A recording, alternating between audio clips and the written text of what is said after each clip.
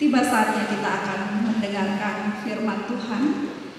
Marilah kita berdoa untuk memohon bimbingan Roh Kudus. Kita berdoa. Terima kasih ya Tuhan atas kasih setia Tuhan.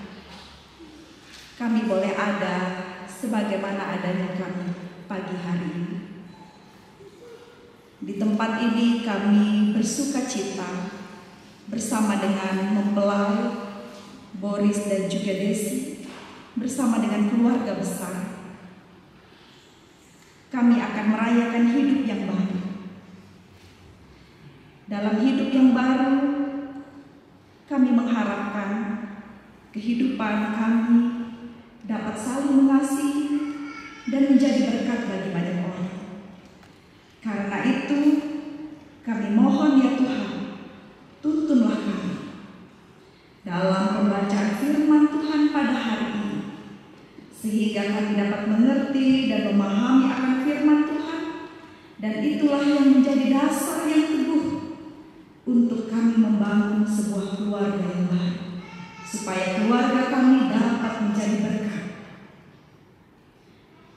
Berfirmanlah Tuhan dengan tuntunan Roh Kudus, kami siap mendengar. Amin.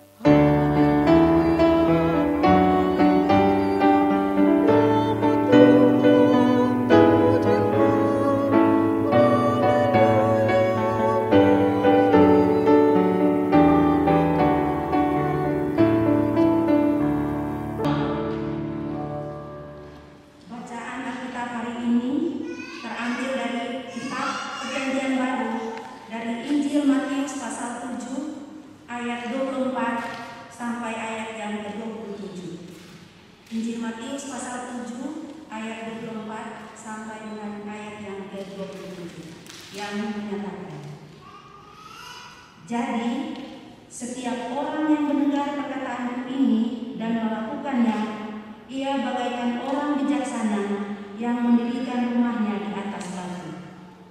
Lalu turunlah hujan dan datanglah banjir, dan angin bertiup melanda rumah itu. Tetapi rumah itu tidak roboh, sebab didirikan di atas batu. Namun, setiap orang yang mendengar perkataan ini dan tidak melakukannya, ia bagaikan orang bodoh yang mendirikan rumahnya di atas pasir. Lalu turunlah hujan dan datanglah banjir, dan angin bertiup melanda rumah itu, sehingga robohlah rumah itu dan besarlah kerusakannya. Demikianlah pembacaan Alkitab. Hendaklah firman Tuhan diam dengan segala kekayaannya di antara kita, dan ucaplah syukur kepada Allah.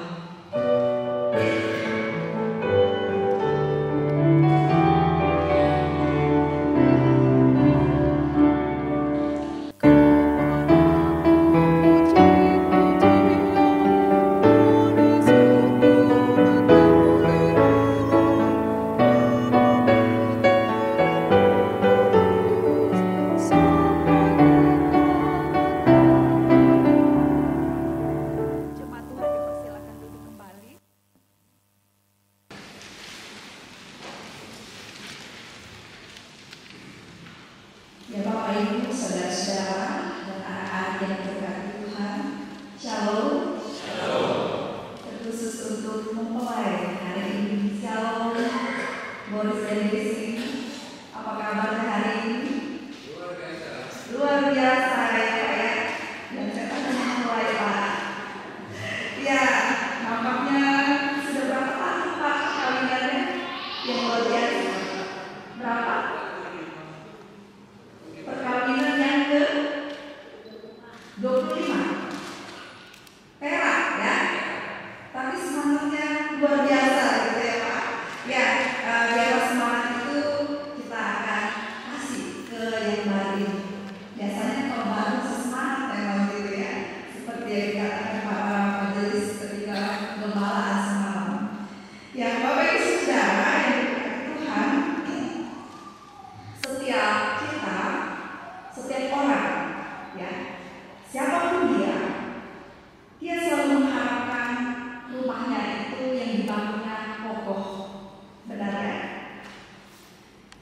Rumahnya itu kokoh, bangunan yang akan dibangunnya itu kokoh, bertahan sampai lama, gitu ya.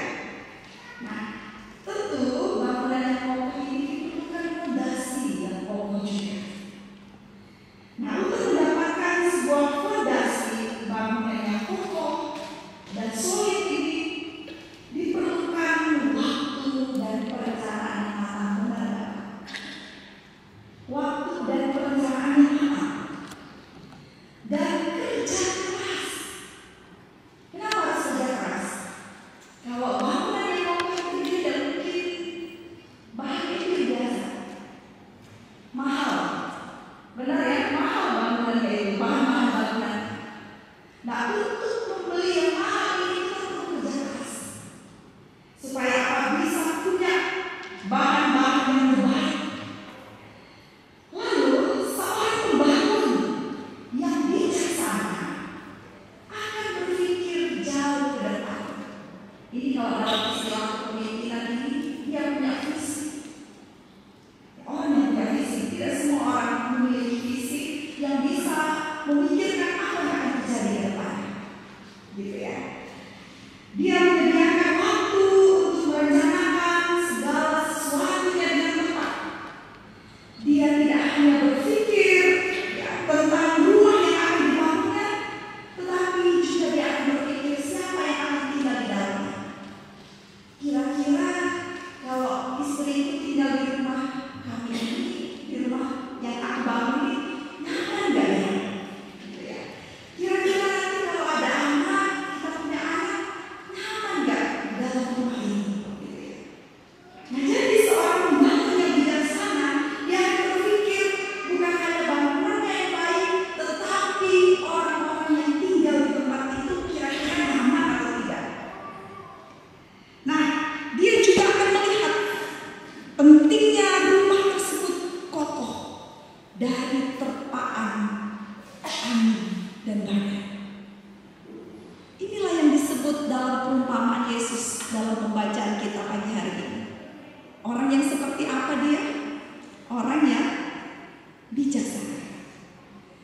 Orang yang bijaksana yang dimaksudkan Yesus adalah dia bukan hanya menjadi pendengar firman, tetapi dia melakukan. Ini orang yang bijaksana. Dia mendengarkan firman dan juga melakukan. Dia seperti seorang pembangun tadi yang merencanakannya dengan baik. Tetapi sebaliknya, seorang pembangun yang bodoh, dia tidak akan pernah peduli dengan kualitas bangunan itu. Yang penting asal jadi dah, gitu ya. Dia tidak mau kerja keras, mungkin dia tidak mau capek. Dia tidak akan memikirkan siapa yang akan tinggal di sana. Apakah itu nyaman rumah atau tidak? Dia tidak akan memikirkan apakah bangunan itu ke depannya baik, bebas dari terpaan angin. Kalau angin datang, rumah itu tidak rubuh. Karena angin itu akan selalu datang, begitu ya. Angin, cuaca yang buruk akan datang menimpa. Tetapi ketika bangunan itu kokoh, dia akan kuat.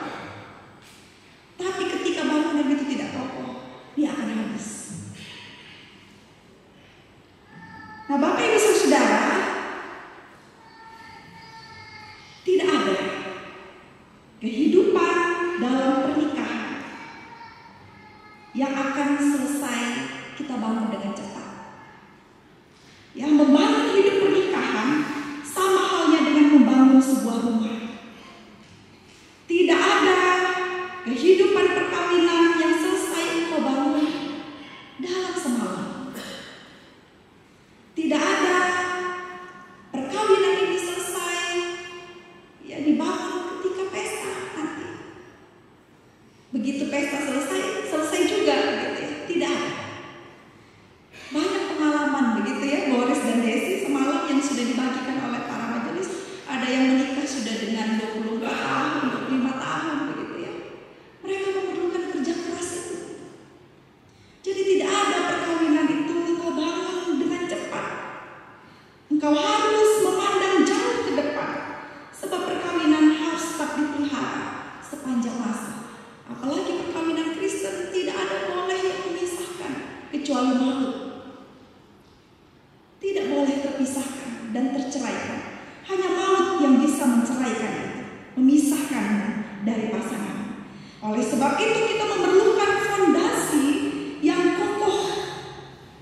dari kehidupan keperkawinan yang akan kita masuki dan jalani hari ini. Kita memerlukan fondasi itu.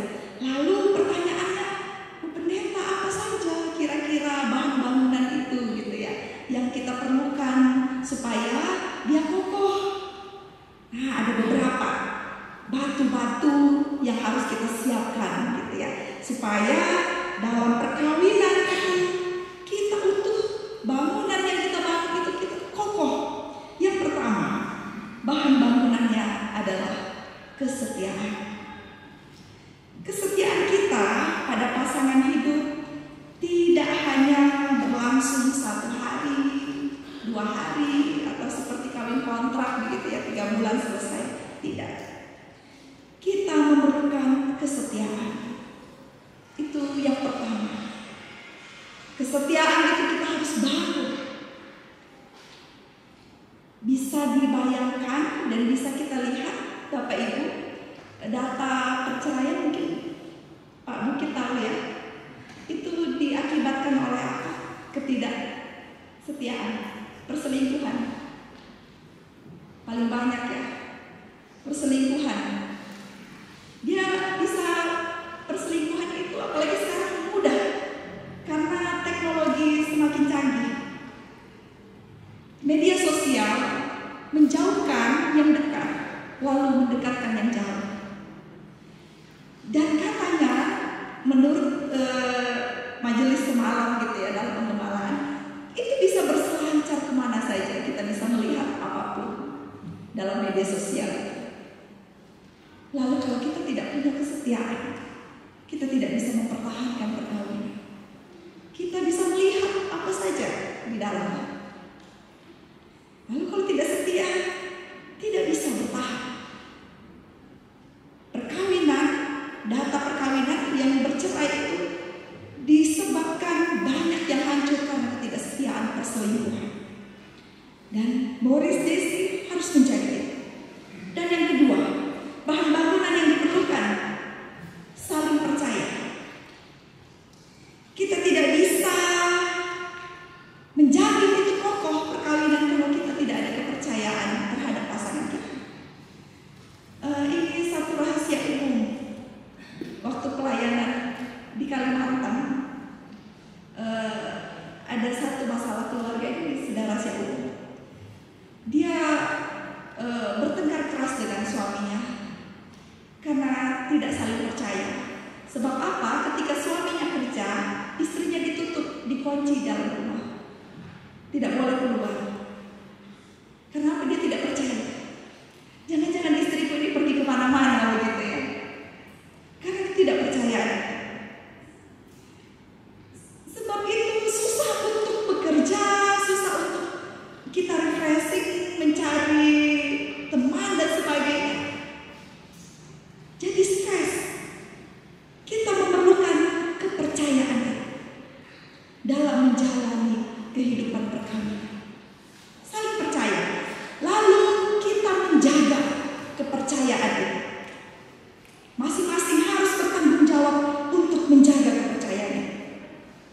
Ya, kalau sudah curiga, susah.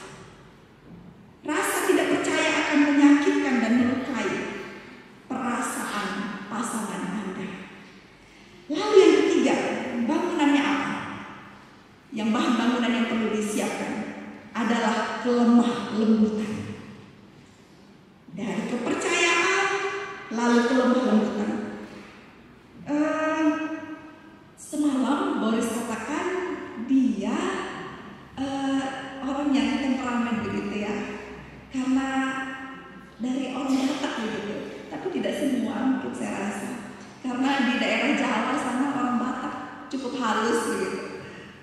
Ya, kelemah lembutan. Sikap lemah lembut bukanlah sikap yang lemah, tetapi justru sebaliknya, sebuah sikap yang memperlihatkan kepribadian yang matang. Engkau menyampaikan sesuatu kalau tidak suka, bisa kan dengan kelemah lembutan? Bisa nggak kira-kira? Bisa ya? Nggak perlu dengan urat atau marah-marah gitu. Nanti tensi naik. Nggak panjang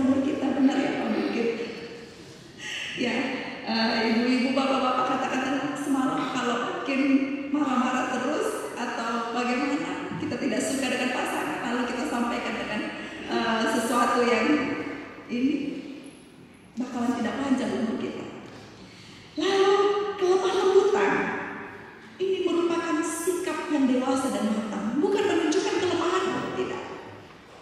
Ya, laki atau perempuan bisa disampaikan dengan lemah lembut. Kalau kita tidak suka, bicara baik-baik. Kalau tidak suka dengan perbuatan pasangan kita, mari panggil dia bicara dengan empat mata, bukan dibentak di depan orang lain. Kalau Boris sudah membentak istrinya di depan orang lain tidak akan menghargai lagi. Sebaliknya, ketika Desi membentak suaminya di depan orang lain tidak akan pernah menghargai suaminya. Jadi belajar untuk menahan emosi lemah lembut, menunjukkan sikap kita yang matang dan dewasa. Lalu selanjutnya komunikasi, ini bahan bangunannya. Komunikasi gitu ya. Pernikahan yang baik menuntut adanya kedalaman hubungan antara suami dan istri. Sudah kerja capek-capek, pulang sampai di rumah main HP begitu ya. Jadi tidak ada komunikasi yang dibangun. Bisa kan kalau bangun pagi kita ucapin selamat pagi, apa kabar? Atau mungkin pulang kerja kita tanya kira-kira di kantor stres atau enggak gitu ya. Mungkin bisa seperti itu. Bagaimana perasaan hari ini? Apakah senang atau stres? Kalau sedih boleh cerita begitu ya. Kira-kira seperti itu. Kalau memang belum pengen cerita tidak apa-apa. Tapi komunikasi harus dibangun. Lalu bahan bangunan yang selanjutnya, penerimaan, acceptance, penerimaan. Kita belajar untuk menerima pasangan kita. Kekurangannya, saya tidak tahu siapa yang menyebutkan tadi malam itu. Nikmati saja kalau dia menaruh handuk di atas ranjang begitu ya, saudaranya ya kira-kira. Tapi boleh kita menerima itu. Kita harus menerima itu memang kelebihan kekurangannya dia. Tetapi kita perlu juga untuk belajar sama-sama untuk membangun supaya kita punya nilai yang bagus dalam sebuah keluarga. Kita bangun. Kita memang menerima dia, tetapi kita ajak untuk bertumbuh bersama-sama. Gitu ya. Selanjutnya, bahan bangunannya supaya rumah tangga kita kokoh, iman kepada Allah. Ini yang paling penting. Iman kepada Allah. Sebuah keluarga Kristen belum dapat dikatakan sebagai keluarga Kristen kalau dia tidak menyerahkan hidupnya kepada Tuhan, tidak menyiapkan tempatnya supaya Tuhan bekerja dalam hidup rumah tangga mereka. Bahwa segala sesuatunya ada badai hidup akan datang, tetapi kami percaya kami hidup dalam anugerah Allah yang besar. Mungkin hari ini nasib kita belum baik, tapi kita percaya bahwa Tuhan menempatkan hidup kita, rancangan Dia sungguh baik adanya. Ketika kita tidak pernah putus asa, kita bekerja, kita tidak pernah tahu apa yang Tuhan sediakan besok. Asal jangan putus asa. Jadi iman kepada Allah ini yang paling penting. Lalu selanjutnya ini yang terakhir, kasih. Bahan bangunannya kasih. Kasih ini semen yang merekatkan keenam bahan-bahan tadi, batu-batu tadi. Kasih merupakan dasar pengikat bagi hidup bersama. Tanpa adanya kasih tidak bisa. Dan kasih yang tidak pernah kenal batas. Batas usia, batas waktu, sampai dia menua sekalipun, kita harus saling mengasihi. Saya akan menutup dengan sebuah cerita. Bapak Ibu saudara-saudara, ada sebuah cerita. Renungan ini saya akan tutup. Ada sepasang kakek dan nenek sedang berjalan di sore hari menaiki motor metik. Ya, mereka menikmati motor metiknya yang baru. Mereka berjalan keliling kota. Lalu kakek ini menggas full gitu ya, bisa bayangkan ya. Gas full, gitu ya.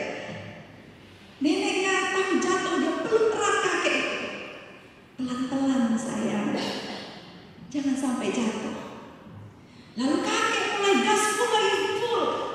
Apa yang terjadi? Nenek nenek jatuh. Lalu dia teriak, tolong kakek, sakit sekali kakiku. Sakit, tolong kakek, tolong. Sakit ini kaki, jatuh. Apa yang terjadi? Kakek datang. Bukan nenek yang diangkat, tapi motor yang diangkat gelap. Nenek marah, tega sekali. Ngoni ini, Ngana ini tega sekali. Kenapa bukan aku yang diangkat, tapi motor itu yang diangkat. Aku ini istrimu. Santai nenek, santai sayang. Kau sudah lunas, motor ini masih kredit. Kasihnya berkurang atau gimana? Beda sudah ya. Waktu pacaran katanya mesra gitu ya. Mesra ini waktu pacaran, digandeng dan sebagainya. Sampai dia sudah tua, ternyata dia lebih peduli dengan motornya. Kau sudah lunas dengan mas kawin, ini motor belum lunas sayang. Ya, biarlah kasihmu terus ada. Ya, Boris bersama dengan istri sampai krim anti aging pun dioleskan gitu biar dia tetap muda, biarlah kasihmu terus ada bagi istrimu. Nah sekarang Boris dan Desi akan memulai upaya mereka untuk membangun sebuah rumah pernikahan yang baik dan membahagiakan perkawinan itu. Tetapi perlu diingat bahwa pernikahan yang baik dan membahagiakan tidak dapat dibangun dalam satu malam. Dia membutuhkan pergumulan bersama, komitmen bersama untuk meraih masa depan. Dia mahal harganya.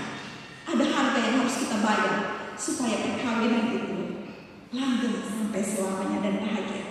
Sekarang tinggal mau pilih, Boris dan Desi mau jadi orang yang bodoh atau orang yang bijaksana. Pilih aja. Tak apa, udah besar kok. Kalau membangun perkawinan pilih aja mau jadi orang yang bodoh atau orang yang bijaksana. Terpujilah